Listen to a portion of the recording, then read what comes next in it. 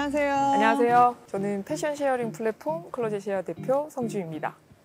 굉장히 큰 옷이 가득 쌓여있는 공간에 왔는데요. 여긴 어딘가요? 클로젯 쉐어에 옷들이 보관되고 배송되는 물류센터입니다. 와, 옷이 어마어마하게 많고 규모도 굉장히 크네요. 1,500평 평수에 3만 벌 이상의 제품들이 지금 동시에 보관이 되어 있습니다. 클로젯 쉐어가 생소하신 분들도 있을 것 같은데 네. 어떤 서비스인지 좀 설명해 주세요.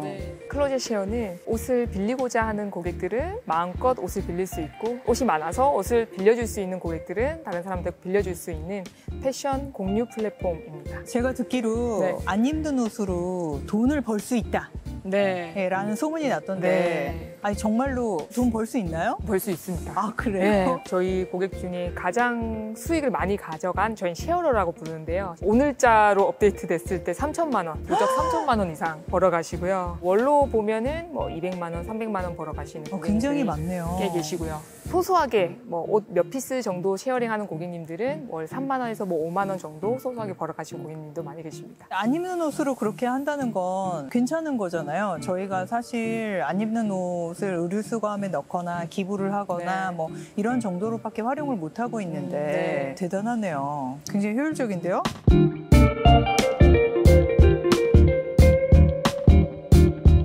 사람만 있으면 사업이 계속된다는 이야기가 대체 무슨 의미인가요? 기본적으로 이제 렌탈 서비스라고 하면 일반적인 렌탈 서비스는 많은 양의 옷을 사입을 해서 그거를 렌탈을 하는 과정이기 때문에 사실 재고 부담 그리고 자금 부담이 상당히 큰 서비스입니다. 근데 저희 같은 경우는 빌려주는 고객인 쉐어러와 빌리는 고객인 렌터만 있으면 이 사업이 지속 가능한 서비스가 되는 점에서 사람이 있으면 된다라고 말씀을 드리는 부분입니다. 그럼 돈은 없어도 되나요? 일반 렌트 서비스보다는 10분의 1 정도만 자금을 가지고 있어도 동일한 규모를 만들어낼 수 있는 서비스라는 게 큰 차별성입니다. 이 일은 대체 어떻게 시작하시게 된 거예요? 원래 옷에 관심이 많으셨어요? 저는 저희 개인적인 일상생활에서 이 서비스가 시작됐어요. 결혼식을 가려고 옷장에 문을 열었는데 입을 옷이 없는 거죠. 막상 옷장은 또 꽉 차 있는. 이거는 뭔가 잘못됐다. 이 문제는 사실 저희 주변의 친구들, 가족들 모두가 하고 있는 고민이었던 거죠. 저의 작은 문제에서 시작했지만 결과적으로는 정말 큰 문제를 해결할 수 있는 거지 않을까라고 생각해서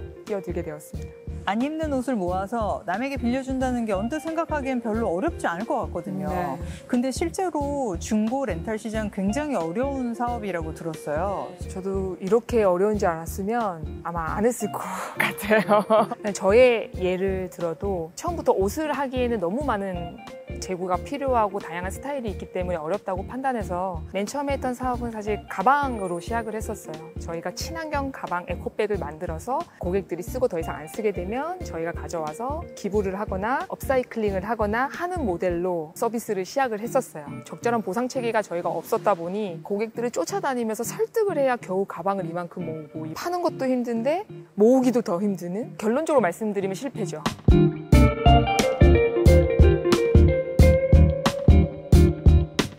무슨 얘기인지. 한 달에 월 10,000건 정도의 옷이 저희에게 들어와요, 물류센터로. 그중에서 약 70%가 탈락이 됩니다. 그 정도로 빌리고자 하는 렌탈이 될 가치가 있는 제품들을 사이트에 업로드하는 게 가장 중요하다고 생각하고 있습니다. 저희가 옷을 검수할 때 가장 중요하게 생각하는 기준은 이 제품이 고객들에게 렌탈이 될 것이냐 안 될 것이냐, 그것이 1번 기준입니다. 그래서 MD들이 생각하는 기준으로 옷을 검수하는 것이 아니라 이 옷이 렌탈이 될지 안 될지를 분명하게 데이터 기반으로 검수를 하고 있습니다. 그렇다면은 MD 같은 전문가 집단이 고르는 옷과 네. 고객이 고르는 옷, 이 눈높이 차이가 있다는 말씀이신데 네. 그럼 어떤 차별점이 있나요? 경쟁사는 이제 아무래도 워낙 유능한 바잉 MD들이 옷을 살 텐데, 그래서 예쁘고 화려한 옷들을 제가 봐도 사이트 클릭하고 싶은 옷들이 너무 많았어요. 근데 저희는 반면 데이터 기반으로 하다 보니까 블랙 컬러, 그냥 뭐 회색 컬러, 이런 옷들, 흰색 컬러 이런 옷들만 있어가지고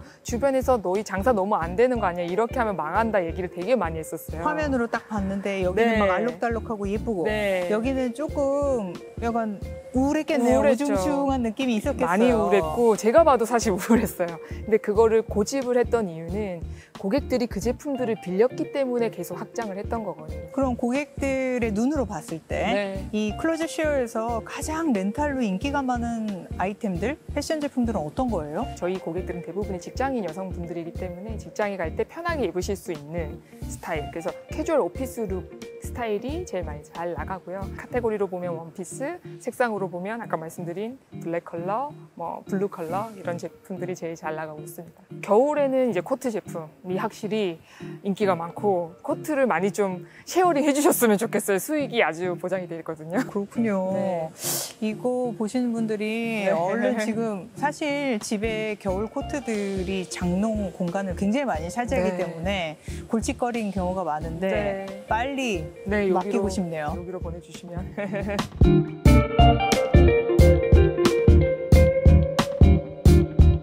또 다른 성공 키워드로 속도와 실행력을 꼽으셨거든요. 스타트업은 저는 정말 끊임없이 변화해야 된다고 생각하는데 저는 이게 딱 맞는 게 저도 개인적으로 성격이 상당히 급합니다. 급해. 급합니다. 그래서 저도 제가 뭔가 원하는 게 있으면 당장 실행을 해야 되는 그런 스타일인데 똑같이 회사에도 적용을 한 거죠. 그러니까 아이디어가 있으면 그거를 바로 작게라도 테스트를 한다. 그래서 초반에는 정말 작은 조직일 때는 뭐 일주일에 5개, 뭐 10개. 지금은 뭐 30개에서 50개가 넘는 테스트들을 정말 각 분야에서 하고 있는 것 같아요. 어떤 방법으로? 수많은 테스트를 했는데 그중에 한 가지 예는 쉐어링 봉투를 도입한 거였어요.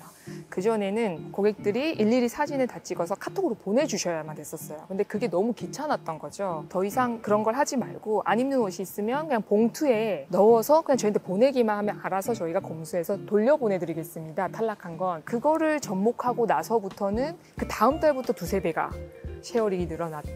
좋은 방법이었네요. 네. 또 한 가지는 파업을 해보니까 정말 생각지도 못한 문제가 촬영이었어요. 의외로. 그러니까 중고옷이다 보니까 모든 제품들을 다 일일이 촬영하고 제품 정보를 입력을 시켜야 되는. 그래서 한때는 저희 팀원보다 촬영해주시는 외주 팀원이 많은 적도 있었어요. 그래서 이 문제를 해결 못하면 저희 서비스가 잘 돼서 커져도 성공을 하지 못하겠구나. 즉 성장을 못하겠구나 생각해서 이 부분을 R&D를 시작을 했어요. 1년 정도의 R&D를 통해서 촬영부터 고정, 색상 추출, 사이즈 체크까지 한 번에 되는 기술을 개발을 했습니다. 이 공간도 보니까 그 수많은 시행착오 끝에 얻어낸 네. 결과물이 아닌가 하는 네. 생각이 드는데요. 서비스에서 가장 중요한 포인트면서 인프라를 갖추기가 어려운 게 세탁시설입니다. 그래서 저희가 맨 처음에 시작할 때는 5평짜리 사무실을 세탁소 바로 옆에서 구했었어요. 그래서 세탁소 사장님과 협업을 통해서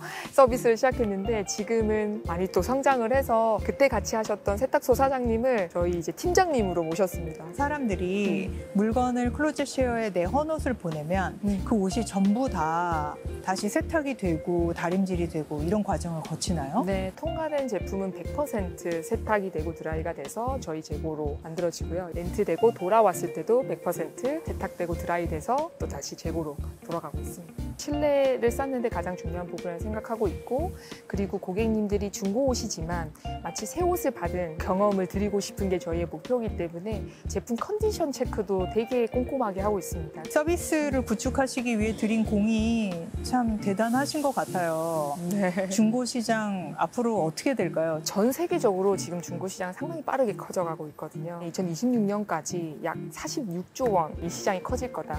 그리고 그중에서는 렌탈 시장이 또 10분의 1을 차지할 거다라고 보고 있어요. 한국도 마찬가지일 거라고 보고 있고요. 그러면 제가 실제로 한번 네. 클로젯 쉐어의 중고 의류 렌탈 서비스를 한번 경험해 볼까 해요. 과연 제 마음에 드는 옷이 있을지 또 옷은 어떨지 한번 제가 직접 네. 입어보도록 하겠습니다.